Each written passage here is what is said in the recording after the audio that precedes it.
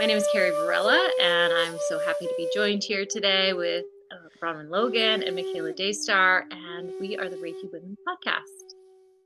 So I have a kind of an interesting topic that we're going to explore today, and initially we're going to explore it on Halloween, and I think it's kind of a spooky topic. So I'd encourage us all to grab our witch's hat and grab our broom and fly off into the mystic, into the mystery of life, consciousness, meaning, purpose. And today on Reiki Women podcast, we're going to explore the topic of Reiki and karma. So I'd love to hear from you. What do you guys think about this connection between Reiki and karma? And I think it's a really interesting one to unpack. There's a lot of nuances there, a lot of misunderstandings, ways in which, Reiki and karma kind of sometimes combined, sometimes not combined, without a really deeper understanding of what karma is, and the historical, cultural context of karma.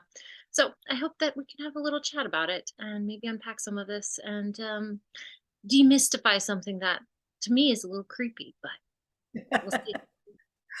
Well, Carrie, I would love to hear you define karma for us, right? Because I feel like it's one of those words that we hear a lot, that we throw around a lot, that we use colloquially, we use as a catchphrase, and I don't know that we always use it in the way that it actually is intended.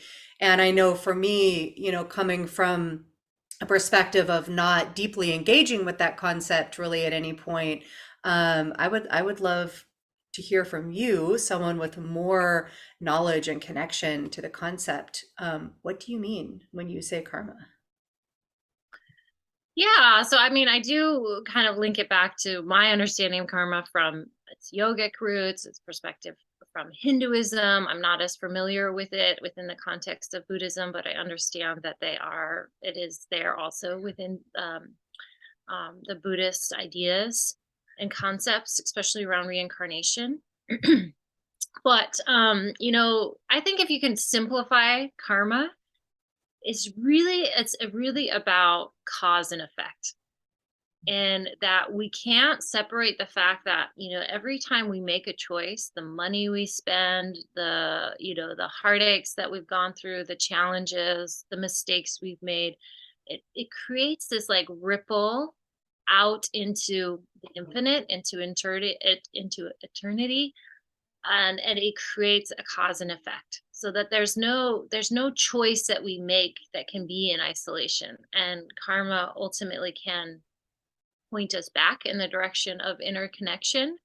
But sometimes it's easy to lose sight of that. It's easy to lose sight that, like, oh, when I go spend money at a restaurant, that's actually going to pay those people, money that they put into their hand, that pays their rent, that pays their food. And then it just, that's this continuous cycle that goes on and on and on and on. And we're all a part of that wheel. But, from the cultural context of that, it's much more elaborate from yogic and Hinduism, and the idea that our karmas come with us into this life. If we've lived past lives, if you believe that, or whether we believe it or not, perhaps it comes with us from past lives, and then it also affects our future rebirths. So if somebody in India, and I don't live in this culture, I don't come from that place, I visited there, but so I might be simplifying things, but there's a potential that within that culture, if somebody's born in poverty, they would say, well, that person was born in poverty because they did something bad in a past life. And or there was some karma that they have to resolve in order to go get beyond that negative life circumstance into something more positive.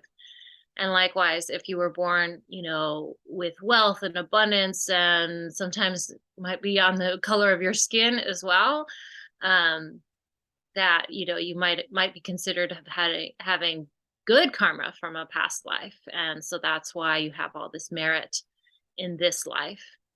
To me, that's a little bit beyond my scope, because I don't know. And I don't like within spiritual cultures and healing cultures to make projections about things that we don't really actually know anything about. So as soon as I start talking about death and what's happened before this life or beyond this life, for me personally, I always have to take that way back. And I don't think that I know if I have lived past lives. I believe that I have.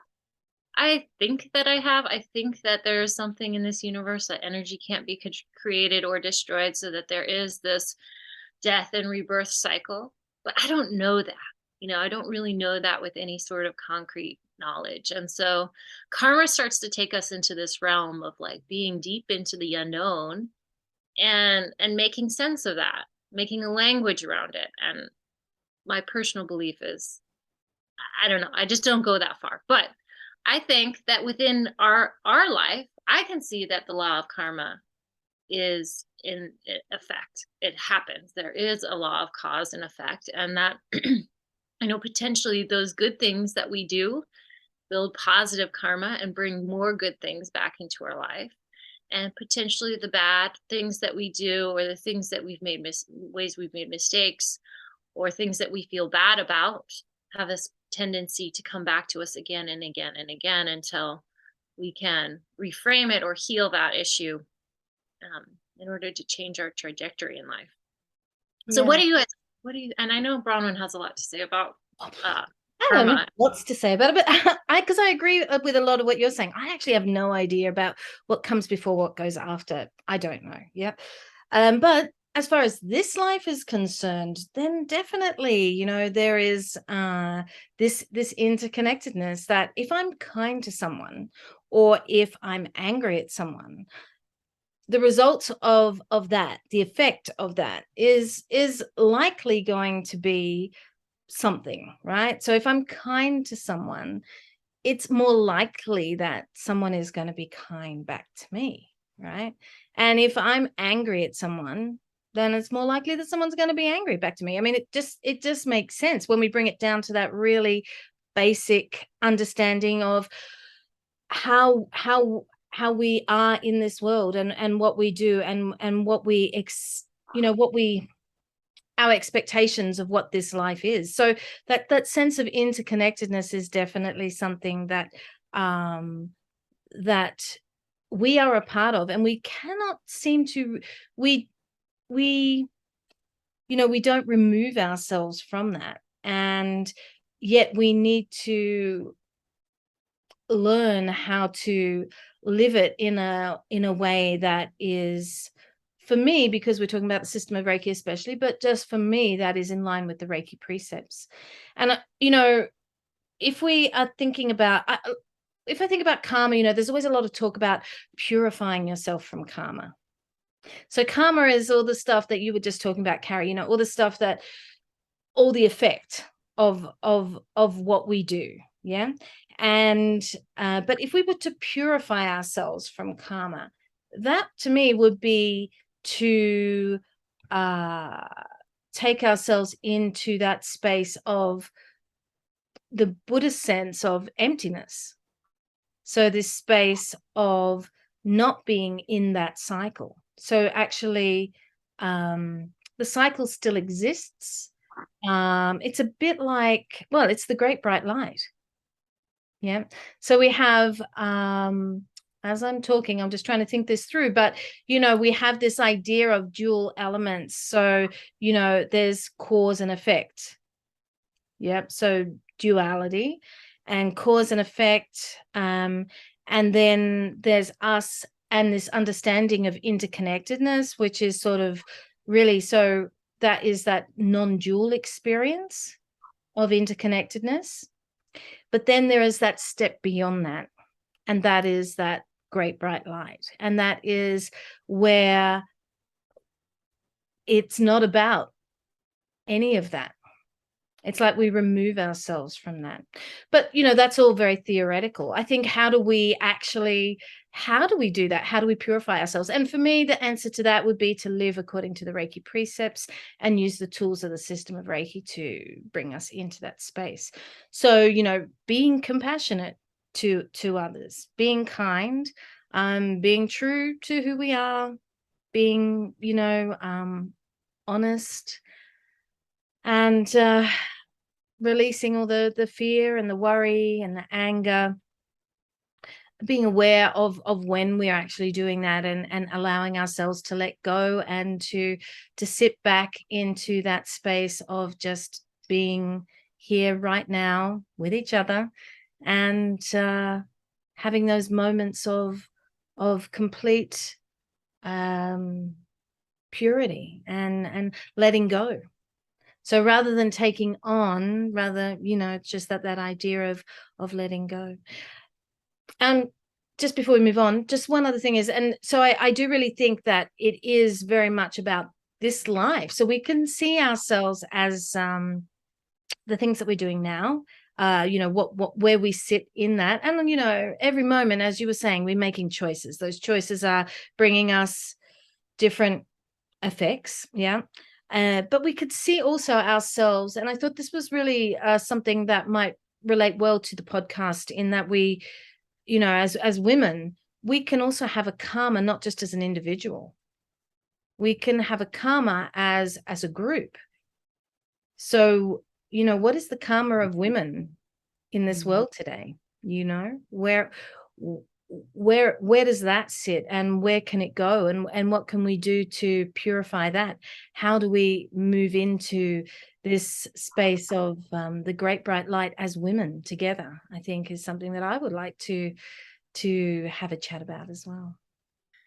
Yeah, well, I mean, my mind certainly went right to the precepts similarly to you, Bronwen. And it struck me, Carrie, in your introduction that you talked about karma being a little bit spooky, and like having this a little bit of a spookiness about it. And I'm curious about that, and I imagine that that can be related to the fear that can be generated if we get kind of overly focused on, what is the state of my karma, and am I going to, you know, get punished somewhere down the line for things that I've done in the past. Um, where especially for those of us who aren't deeply rooted in a culture where this is kind of part of the air that we breathe, where's the line? Are unintentional mistakes gonna, cause me to be punished in the future? Or, does it have to be something intentional? These sorts of things that can generate fear and concern.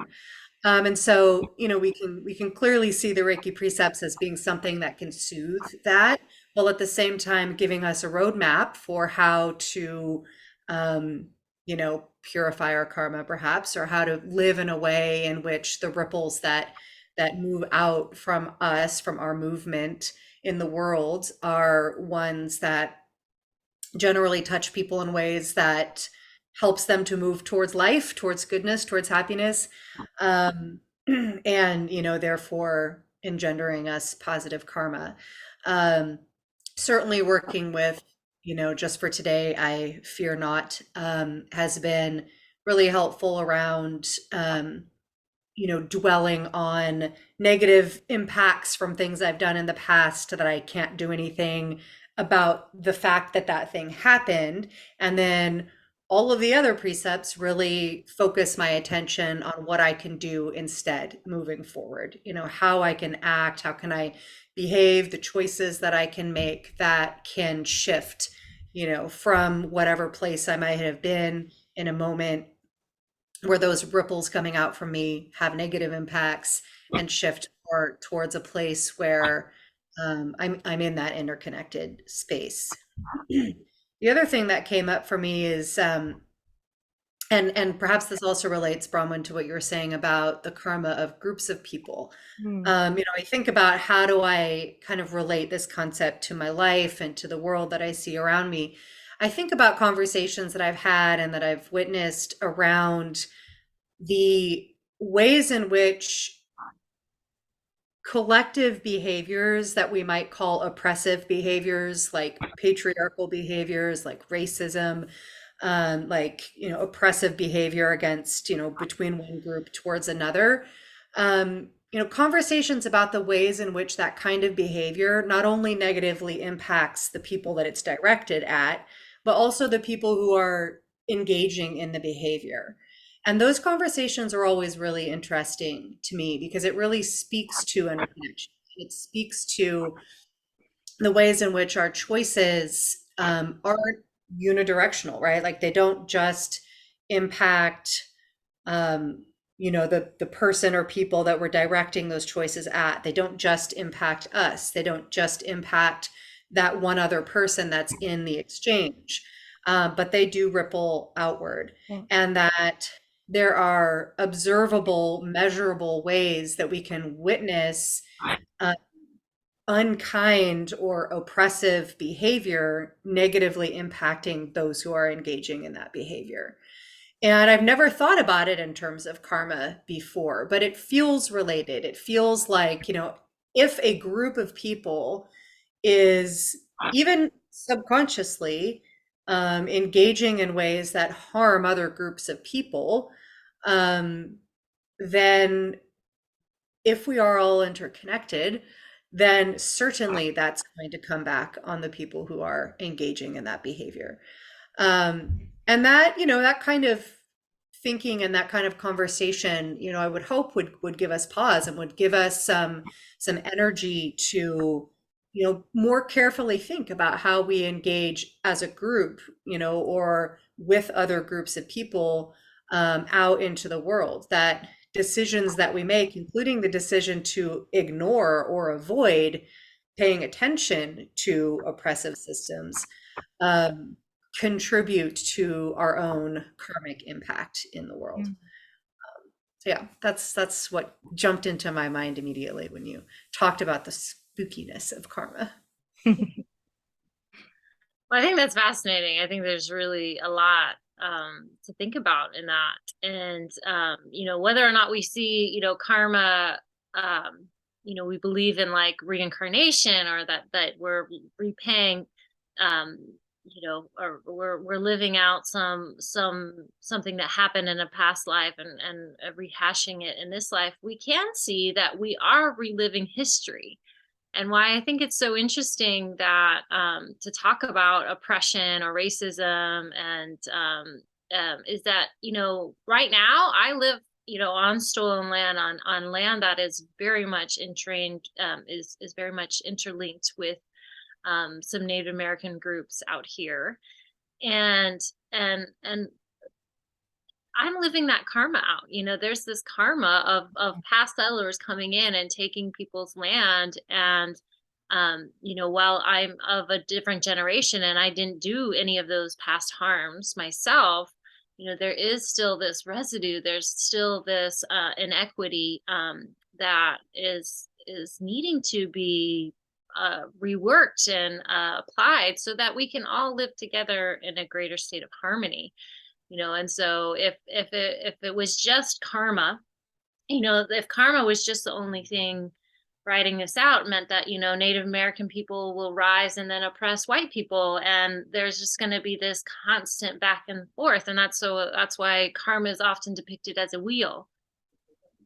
And so that even if we're victorious, or we do something that is, wins, that we might lose the next time. So it's always this back and forth. And so to purify karma, or to release karma, is ultimately to get off the wheel and stop that like cause and effect.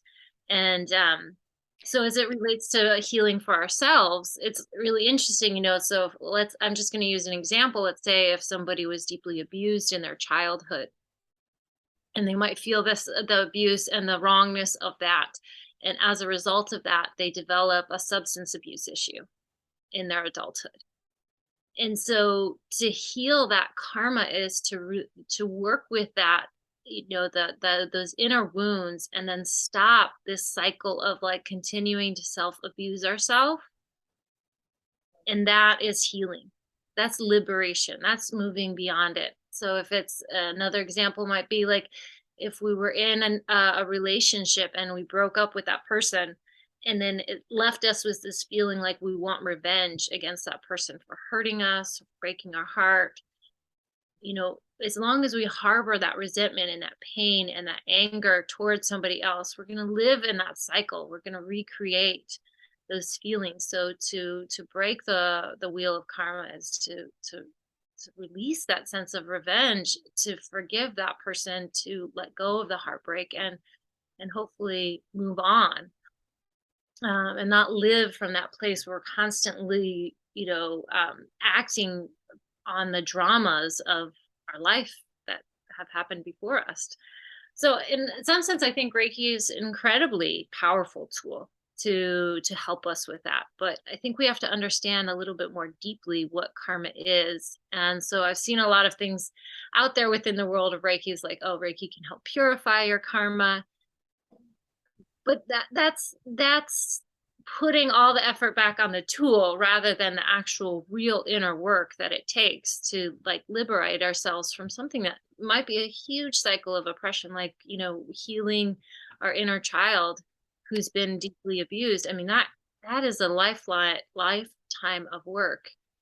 And I've seen people, and I've experienced people who've been so courageous in doing that, and liberating themselves. And I think it seeking. depends whether you're talking about the system of Reiki or Reiki, right? Right. What you're talking about? Yeah. No, that's a good distinction. Yeah. Because obviously the system of Reiki is tools for you to work on yourself, right? So that's the whole thing. But yeah, just to say, oh, well, I'm Reiki, so. Yeah. Well, and I think that, Carrie, what you're referring to is really in the realm of spiritual bypassing, right? If we say like, okay, if I do a Reiki session with somebody or I have a Reiki session, then that Reiki energy can purify my karma and can, erase whatever is, past wrongs, and then I'm like a fresh slate. I think that's really avoiding the work, right? Because karma is about our choices and our actions. It's about how we move through the world, what we, decide to do with our time and our energy. And it's about the impact that has out in the world. And if we believe in karma, or if we just observe that our actions have impact in the world, that certainly can't be erased with an energy session, right? However, as Bronwen says, if we work with the system of Reiki or something that gives us a similar roadmap towards self-reflection and really looking at the choices that we make and why are we making those choices? Is it because of old traumas? Is it because of habits? Is it because of addictions? Is it because of limiting beliefs? Is it because of attachments that we have? Is it because of fears that we have or angers that we have? Which is, like that's often pretty much the landscape of the bad choices that we make, something in there. Then we absolutely do have a structure and a container to do the work that's necessary to work through those things moving forward.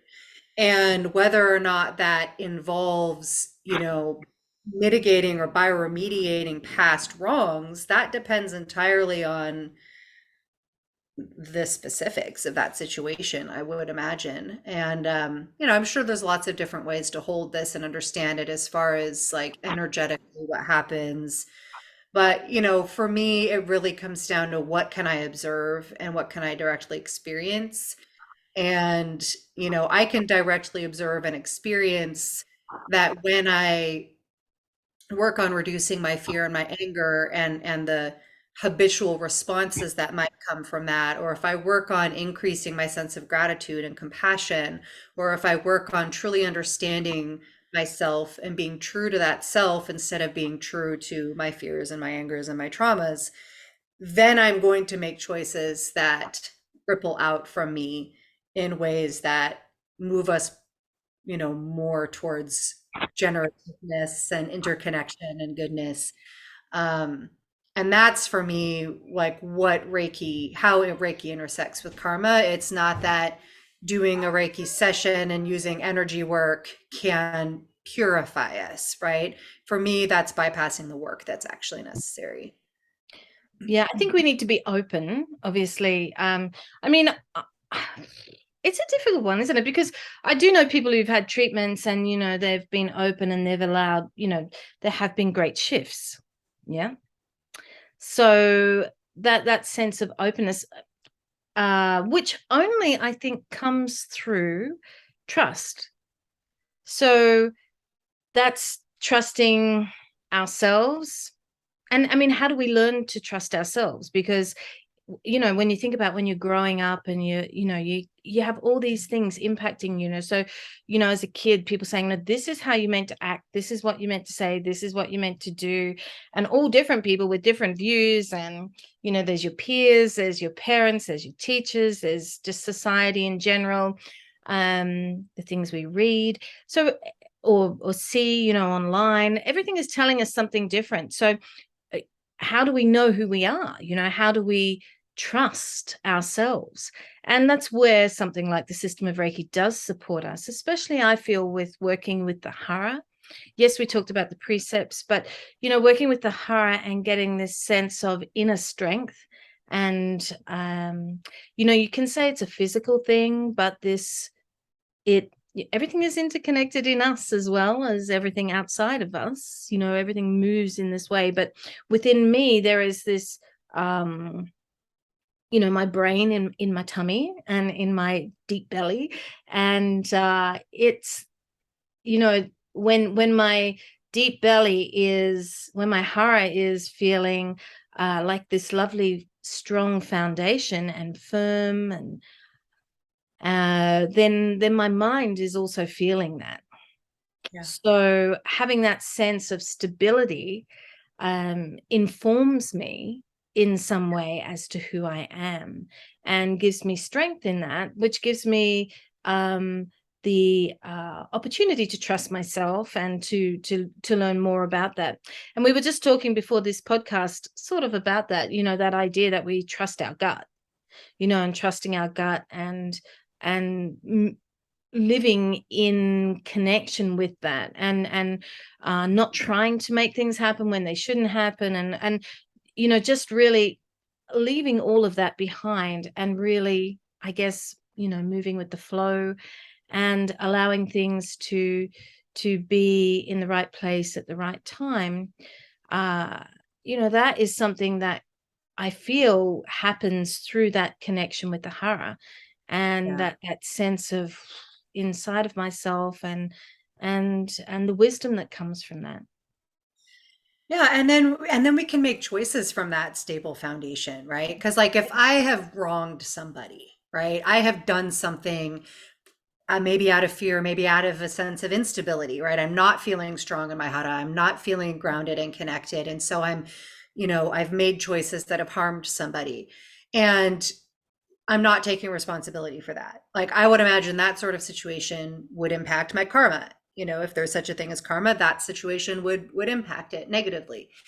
And so if I work with the hara and I build that sense of foundation and that sense of stability and safety and resources that comes when we work with the hara and build that brain, right? That sense of the gut. Now I can reassess that situation. I can make different choices. Maybe I can take an action to rectify the harm that I did. If I am feeling unstable and unresourced and I'm way too much up in my head and I'm making excuses for what I did and I'm really afraid of confronting it, taking responsibility for it, then I'm not going to, right? And so, yeah, I mean, that's a perfect example of how working with the system of Reiki can really support us. And it is possible to have that kind of shift when I'm receiving a session from somebody else, right? But it's not that the Reiki energy now cleanses my karma and now I'm good. I don't have to take responsibility. It's that I might come out of that session feeling that sense of strength, that sense of, stability, and that greater capacity to take responsibility for what I've done and take action in service of that. Yeah. And I think it's really important that the way that Reiki can really help us build emotional resilience. Of course, we talked about this on this podcast before, but if we're harboring all this shame and guilt about past situations and like living from that place, it's hard to be grateful. It's actually hard to take in the blessings of our practice and to feel worthy of those blessings. Whereas if we have a strong sense of self-worth and feel very worthy of receiving and the benefits of our practice or just the goodness of life, you know, you can see how it would change your world. It could change your world about how you live your life and how you feel in your life.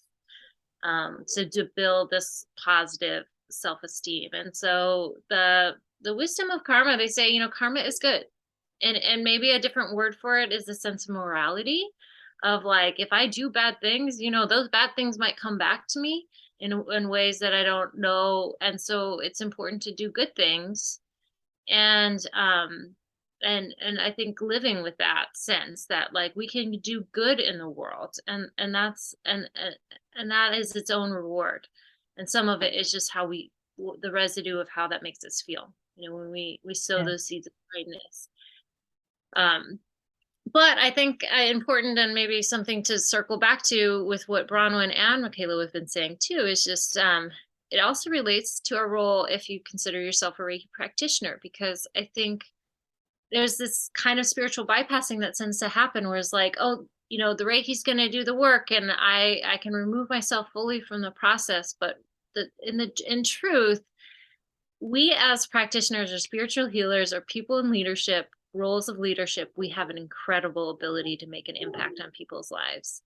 And as we've talked about before in this podcast as well, is that there's this vulnerability that's happening when we're working with people, because people will believe what you say, feel like it has more meaning perhaps than what they feel in their own inner world. And so I'm just always completely reminded of this humility and this honor to work with people in the role in their healing. And that in and of itself is a reward. It is that good karma that I choose to sow, and I choose to be a force of good in people's lives. And that's the blessing that I've developed as a Reiki practitioner. I think that's something that moved me to be who I am, is that I can choose to be that force of good. And I think we forget that in the way that Reiki is being talked about. It's almost like the Reiki healer needs to remove themselves fully from the situation. And it's impossible to do that. We're always there, aren't we? We're always with each other. And, karma to me, just how we've been discussing it here, it actually seems to me like us when we're reactive. So rather than when we're sitting in that trust space, of ourselves.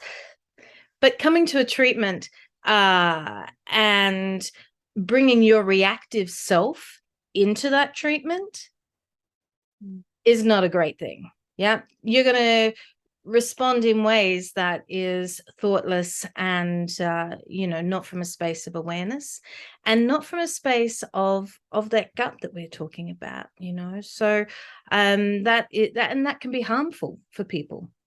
So I think you were saying before, Carrie, we might feel, I don't know, if we're doing a treatment, we might feel worried that we're not doing enough. So we decide we have to do more or say more or whatever it is to try to make ourselves feel more worthy or impactful or whatever that is. So, just knowing that what we're doing is the right thing and knowing how to be with someone without bringing our own issues into that situation and not, responding or reactively to whatever is going on with that person as well. These are really important things for practitioners, definitely.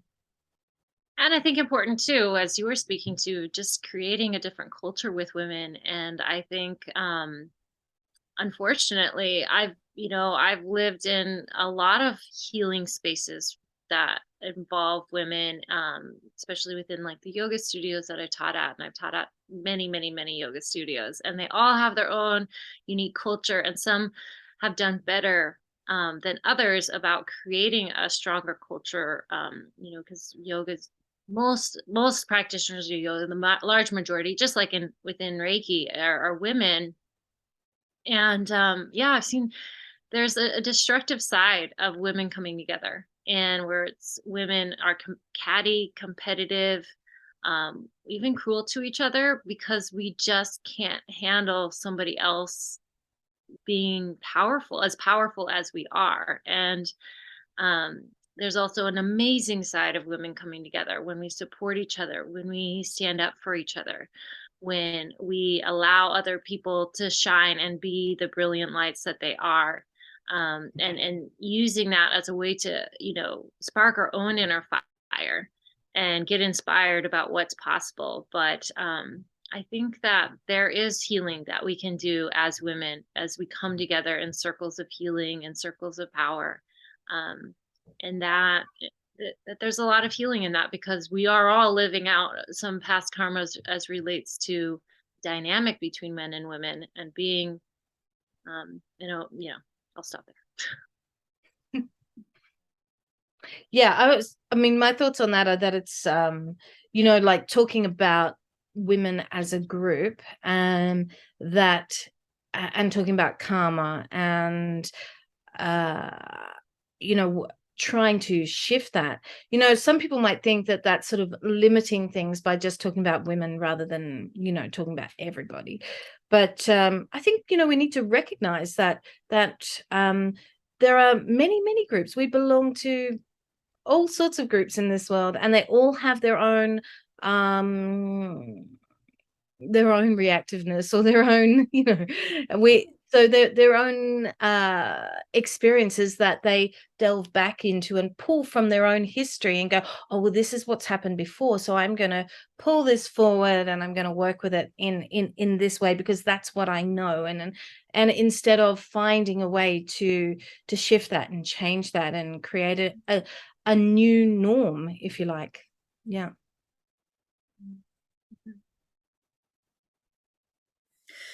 Well, Yeah, go ahead. I just love the idea of, karma potentially being something that can motivate us to create a new norm. That we can look at collective hurts that we've experienced, and we can look at collective harms that we've perpetrated, and we can think about the ways in which those things ripple out from us, collective, goodness and beauty that we have engaged in, and allow that concept of karma, rather than to feel spooky and scary and like a condemnation, allow it to be an inspiration to make different choices. And to, as you were saying, Carrie, in that example of someone who kind of breaks an addiction that was a result of harm that they've experienced, we can do that collectively. We can do that as groups. We can support each other, hold each other accountable, but also hold each other in compassion to make different choices and to break those cycles. We absolutely can do that. There's, endless examples of individuals and groups choosing to step out of a cycle of difficulty and harm, and to step into cycles of goodness. And so I love that can be a point of inspiration for us. Well, to all of our listeners, we'd love to hear your thoughts on the connection, the nuances between Reiki and karma. Love for you to share your experiences with us, or maybe send this podcast out to somebody else as positive karma. Somebody who could enjoy and appreciate our conversations here. We value each and every one of our listeners. We're so super grateful for you. And maybe just leaving the conversation to remind you that you are a force of good, a force of healing, a force of light in the world, and to honor yourself deeply for all that you contribute.